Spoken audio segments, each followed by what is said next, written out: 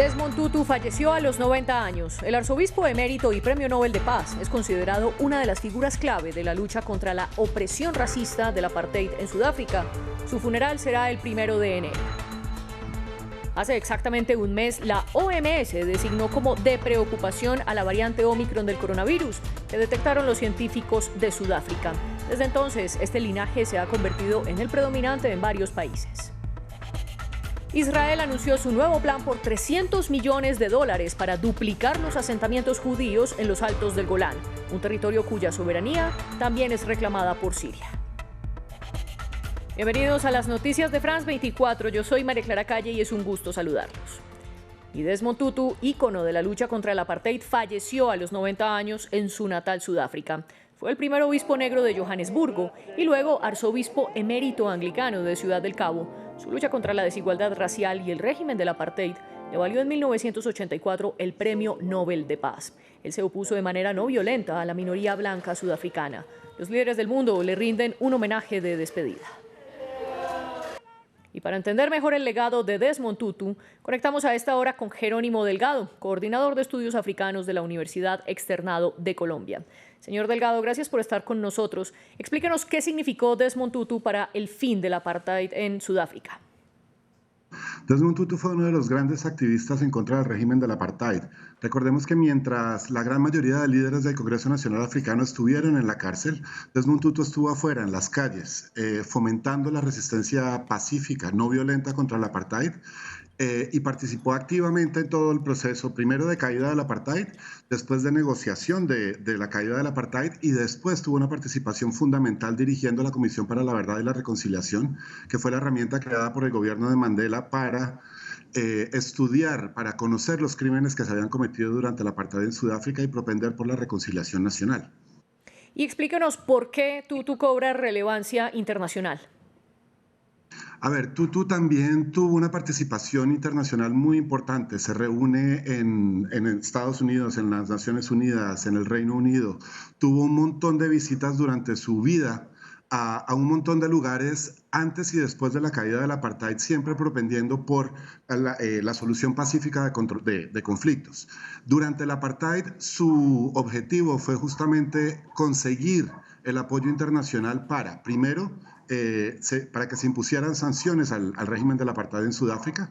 De hecho, se reúne, por ejemplo, con Reagan en Estados Unidos, en Washington, y le dice que su posición es demasiado complaciente con el régimen del apartheid y que es necesario que cambie la posición de Estados Unidos frente al gobierno. Y después de la caída del apartheid, empieza a utilizar la experiencia sudafricana para apoyar y ayudar en la resolución de otros conflictos. Irlanda del Norte, estuvo en Nicaragua, estuvo en Liberia, estuvo en Zaire. Es decir, utiliza la experiencia sudafricana para llegar a otros lugares. Entonces, su papel a nivel internacional es fundamental como una de las grandes figuras en la caída del régimen del apartheid. Y desde el púlpito este arzobispo emérito daba discursos en contra del racismo, pero ¿cómo la iglesia anglicana recibía esos discursos en contra de la minoría blanca? A ver, su llegada a ser obispo de Johannesburgo y arzobispo de Ciudad del Cabo tuvo bastantes problemas. Acuérdate que las personas que lo elegían eran blancas y también negras, y de hecho él fue el primer obispo negro de Johannesburgo y el primer arzobispo negro de Ciudad del Cabo, que llevó a que incluso muchos miembros blancos de la iglesia se salieran cuando fue nombrado él. Este papel de arzobispo, sobre todo en Ciudad del Cabo, le permitió tener acceso a la iglesia de San Jorge, en pleno corazón de Ciudad del Cabo, en pleno corazón blanco de Ciudad del Cabo, y le permitió a él tener una posición muy fuerte para liderar todas estas protestas y estas marchas en contra del apartheid. Pudo tener una voz muy fuerte. Sí. Gracias, señor Delgado. Y nosotros seguimos con otras noticias porque este domingo se cumple un mes desde que la Organización Mundial de la Salud declaró la variante Omicron del coronavirus como preocupante. Desde entonces, esta se ha extendido desde Sudáfrica al resto del mundo. Hace un mes, la nueva variante del coronavirus, la B.1.1.529, fue declarada como preocupante por la OMS. Hoy anunciamos a la B.1.1.529 como variante preocupante bajo el nombre de Omicron. Detectada por primera vez en Sudáfrica y conocida como Omicron, su alta transmisibilidad hizo saltar las alarmas en los gobiernos a lo largo de todo el mundo, impulsando nuevos cierres de fronteras y dejando en un principio aislados a varios países del sur de África. La imposición de prohibiciones de viaje a Sudáfrica y a una serie de países del sur de África son lamentables, injustas y poco científicas, teniendo en cuenta que fueron nuestros propios científicos africanos los primeros en detectar la variante Omicron. Países como Reino Unido, Francia e Italia alcanzaron récord de contagios en cuestión de semanas, impulsando restricciones como el retorno del porte de mascarillas en exterior en España, hasta un estricto confinamiento en Países Bajos. ¿Pero es la variante Omicron tan peligrosa como se cree?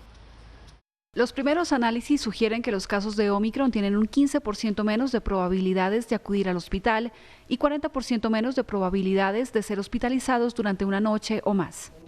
Omicron es la variante que más mutaciones acumula en su genoma y por tanto la más contagiosa. Y aunque sus efectos fueran más leves, su alta transmisibilidad pone en riesgo de colapso a los sistemas de salud. Produce síntomas similares a los de un catarro común, poca pérdida del olfato y más contagios entre recuperados o vacunados.